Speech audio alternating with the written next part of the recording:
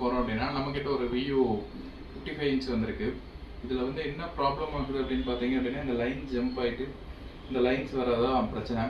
TV ஒரு கொஞ்சம் நேரம் ஓடணுன்னா ஃபுல்லாகவே லைன் வந்து ஸ்ப்ரெட் ஆகுது. அதுதான் கஸ்டமர் கம்ப்ளைண்ட்டு. இப்போ இந்த ப்ராப்ளமை வந்து நம்ம ரெக்டிஃபை பண்ண போகிறோம். இந்த ப்ராப்ளம் ஏற்கனவே நம்ம நிறைய வீடியோ வந்து இதே மாதிரி போட்டிருக்கோம். இருந்தாலும் ஏன் இந்த வீடியோ மறுபடியும் நம்ம கொடுக்குறோம் அப்படின்னா இதில் வேறு மாதிரி ப்ராப்ளத்தினாலையும் இந்த பிரச்சனை வந்து வருது.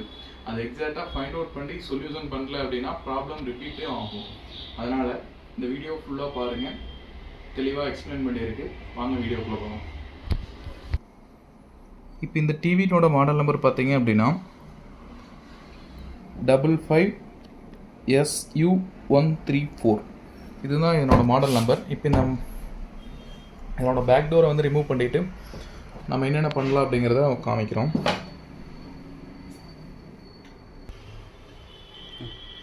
இப்போ நம்ம டோர் ஓப்பன் பண்ணோடனே ஃபஸ்ட்டு ஐடென்டிஃபை பண்ணக்கூடிய ப்ராப்ளம் என்ன அப்படின்னு பார்த்தீங்க அப்படின்னா இந்த இதில் வந்து பார்த்தீங்க அப்படின்னா இந்த எஃப்எஃப்சி கேபிளில் ரெண்டு இடத்துலையுமே வந்து இதுவுமே வந்து டேமேஜ் ஆகிருக்கு. இதில் பார்த்தீங்க அப்படின்னா இந்த மெல்ட் ஆகிட்டு போன லைன் இருக்குது, இதுலேயும் மெல்ட் ஆகிட்டு போன லைன்ஸ் வந்து இருக்குது.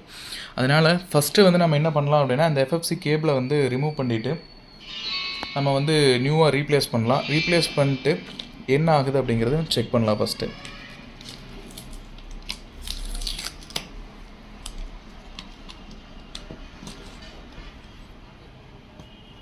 நம்ம இதில் வந்து எந்த விதமான வோல்டேஜ் எதுவுமே செக் பண்ணல. ஏன் செக் பண்ணல அப்படின்னா ஃபஸ்ட்டு நம்ம ஓப்பன் பண்ணோடனே நம்மளுக்கு எல்லாம் வீடியோ எல்லாமே வந்துடுது. பட் ஆனால் அந்த ஜம்பிங் மட்டும்தான் இஷ்யூ. அதனால் வந்து நம்ம டைரெக்டாக ஃபஸ்ட் எடுத்தோன்னா இதில் வந்து இந்த கேபிள் கம்ப்ளைண்ட் இருக்கலாம் அப்படின்னு ஐடென்டிஃபை பண்ணுறதுனால ஃபஸ்ட்டு இந்த 2 ரிப்பன் கேபிளையும் வந்து நம்ம ரீப்ளேஸ் பண்ணிட்டு ஆன் பண்ணி பார்த்துட்டு செக் பண்ணிட்டு அதுக்கப்புறம் வேறு ஏதாச்சும் ப்ராப்ளம் இருக்கா அப்படிங்கிறத வந்து ஃபைண்ட் அவுட் பண்ணலாம்.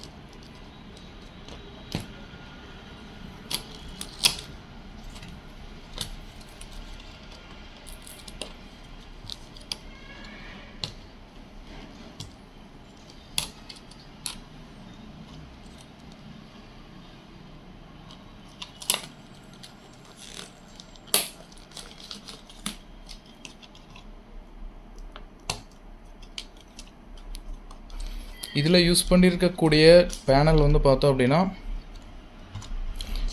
எல்ஜி பேனல் யூஸ் பண்ணியிருக்காங்க. இது ஒரு 4K டிவி.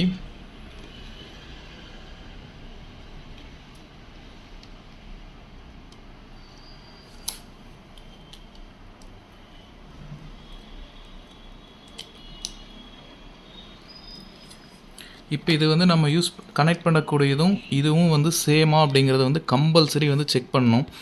செக் பண்ணல அப்படின்னா இந்த பின் மிஸ்மேட்ச் ஆச்சு அப்படின்னா நம்மளுக்கு பேனல் வந்து வேறு ஏதோ ஒரு ஷார்ட் ஆகிறதுக்கு வாய்ப்பு அதிகம். அதனால் வந்து இது பின் வந்து எக்ஸாக்டாக மேட்ச் ஆகுது அப்படின்னு சொல்லி நம்ம செக் பண்ணுறோம். சேம் எக்ஸாக்டாக மேட்ச் ஆகுது.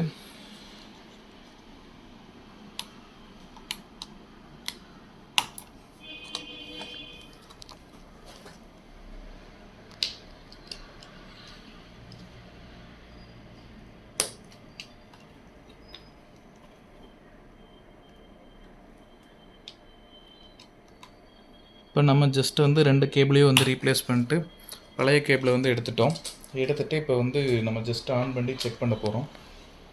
இப்போ நம்ம கேபிள் ரீப்ளேஸ் பண்ணதுக்கப்புறம் பவர் ஆன் பண்ணிக்கிறோம். பவர் ஆன் பண்ணதுக்கப்புறம் பார்த்தோம் அப்படின்னா டிவி வந்து என்ன ஆகுது அப்படின்னா இந்த லைன்ஸு சேம் ஷார்ட் ஆகிட்டே தான் இருக்குது, ஜம்ப் ஆகிட்டே தான் இருக்குது. இது வந்து அரெஸ்ட் ஆகலை. இந்த நோ சிக்னல் வந்துருச்சு. பட் ஆனால் வந்து இந்த ஜம்பிங் கம்ப்ளைண்ட் வந்து நம்மளுக்கு அரெஸ்ட் ஆகலை. இப்போ அதனால் வந்து நம்ம எந்த சைடு ஷார்ட் ஆகிருக்கு அப்படின்னு ஃபைண்ட் அவுட் பண்ணலாம்.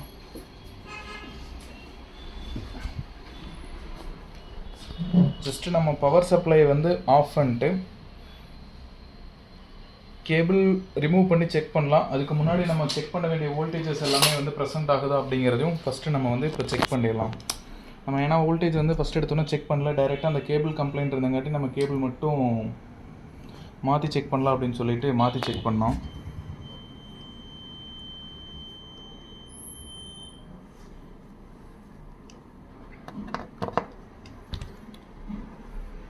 இதில் பேனல் சைடு தான் கம்ப்ளைண்ட் அப்படிங்கிறதுனால நம்ம மதர் போர்டில் எந்த வோல்டேஜுமே நம்ம செக் பண்ணல. டைரெக்டாக பேனலுக்குள்ளே வந்துட்டு பேனலில் தான் வோல்டேஜ் செக் பண்ண போகிறோம். இப்போ இந்த பேனலில் வந்து ஃபஸ்ட்டு நம்ம எடுத்தோன்னா செக் பண்ணக்கூடிய வோல்டேஜ் வந்து பார்த்தீங்க அப்படின்னா 12 வோல்ட் ப்ரெசென்ட் ஆகுது அப்படின்னு சொல்லி பார்க்குறோம். பேனல் வோல்டேஜ் 12 வோல்ட் வந்து எக்ஸாக்டாக ப்ரெசென்ட் ஆகுது.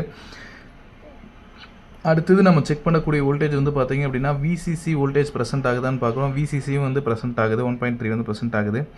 அடுத்தது நம்ம பார்க்கக்கூடிய வோல்டேஜ் வந்து பார்த்தீங்க அப்படின்னா விஜிஎல் வோல்டேஜ் வந்து செக் பண்ண போகிறோம்.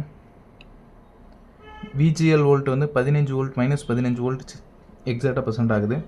அடுத்தது நம்ம பார்க்குறது விகாம் செக் பண்ணுறோம். விகாம்னோட வோல்டேஜ் வந்து 1.1% ஆகுது. அடுத்தது விடிடி செக் பண்ணுறோம். 16 வோல்ட் வந்து ப்ரெசென்ட் ஆகுது. அடுத்தது நம்ம செக் பண்ணக்கூடிய வோல்டேஜ் வந்து பார்த்தீங்க அப்படின்னா விஜிஹெச் வோல்டேஜ் செக் பண்ணுறோம். அதுவும் 28 வோல்ட் வந்து ப்ரெசென்ட் ஆகுது. இப்போ நம்ம வோல்டேஜ் எல்லாமே வந்து ப்ராப்ளம் இல்லை அப்படிங்கிறனால நம்ம என்ன பண்ண போகிறோம் அப்படின்னா, இந்த பிஎஃப்சி கேபிள் வந்து ஏதோ ஒரு சைடு வந்து ரிமூவ் பண்ணிவிட்டு எந்த சைடு ஷார்ட் ஆயிருக்கா, ஏதோ ஒரு சைடு மட்டும் ஷார்ட் ஆயிருக்கா இல்லை 2 சைடு ஷார்ட் ஆயிருக்கா அப்படின்னு சொல்லி செக் பண்ணலாம். ஃபஸ்ட்டு நம்மளுக்கு ரைட் ஹேண்ட் சைடு இருக்கக்கூடிய பிஎஃப்சி கேபிளை வந்து ரிமூவ் பண்ணிவிட்டு ஆப்போசிட் சைடு வந்து நம்ம செக் பண்ணலாம்.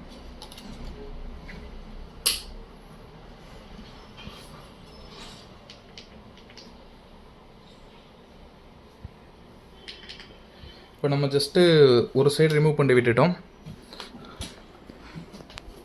டிவி வந்து ஆன் பண்ணோம் அப்படின்னா இந்த லைன் ஷார்ட் ஆகிறது வந்து அப்படியே தான் இருக்குது. இந்த இடத்துல இந்த கோடு தெரியுது, ப்ளஸ் வந்து ஜம்ப் ஆகிற டிஸ்டர்பன்ஸ் எல்லாமே இருக்குது. பேனலில் என்டையராகவே வந்து இந்த லைன்ஸ் வந்து வருது. ஓகே, இப்போ நம்ம இந்த சைடு வந்து இப்போ கனெக்ட் பண்ணி விட்டுட்டு இதுக்கு ஆப்போசிட் சைடு வந்து ரிமூவ் பண்ணிவிட்டு நம்ம செக் பண்ணலாம். ஆப்போசிட் சைடு வந்து ரிமூவ் பண்ணிட்டோம். ஜஸ்ட் வந்து ஆப்போசிட் சைடு ரிமூவ் பண்ணதுக்கப்புறம் நம்ம பவர் ஆன் பண்ணுறோம்.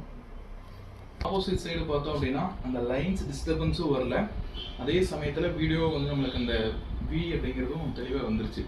இப்போ நம்ம இதிலேருந்து ஃபைண்ட் அவுட் பண்ணுறது என்னென்னா, ஃபஸ்ட்டு நம்ம ரிமூவ் பண்ண சைடு தான் வந்து ரைட் ஹேண்ட் சைடு தான் வந்து நம்மளுக்கு வந்து ப்ராப்ளம் ஆயிடுச்சு. லெஃப்ட் ஹேண்ட் சைடு வந்து பிரச்சனை இல்லை.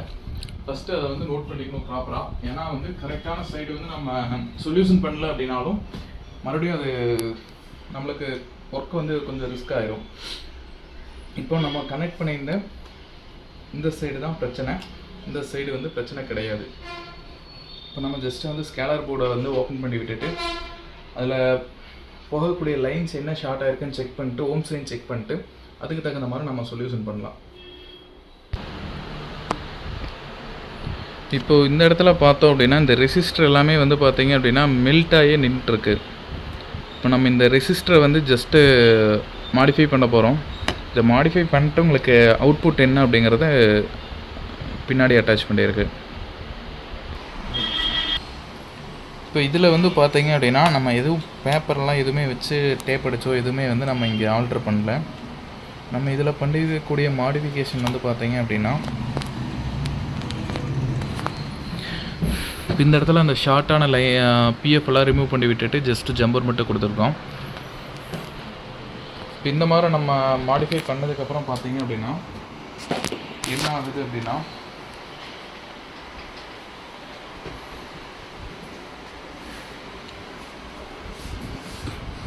பேனலுக்குள்ளே அந்த ஷார்ட் ஆகிட்டு இருந்த அந்த லைன்ஸ் எல்லாமே அரெஸ்ட் ஆகிட்டு நம்மளுக்கு வீடியோ வந்து பக்கா கிளாரிட்டியாக ப்ளஸ் வந்து அந்த டிஸ்டர்பன்ஸ் எதுவும் இல்லாத மாதிரி அவுட்புட் வந்து கிடைக்க ஆரம்பிச்சிருது. சர்வீஸ் சப்போர்ட் வேணும் அப்படின்னா நம்பர் கொடுத்துருக்கு, இந்த நம்பருக்கு வாட்ஸ்அப் பண்ணுங்கள், ரெஸ்பான்ஸ் பண்ணுறோம்.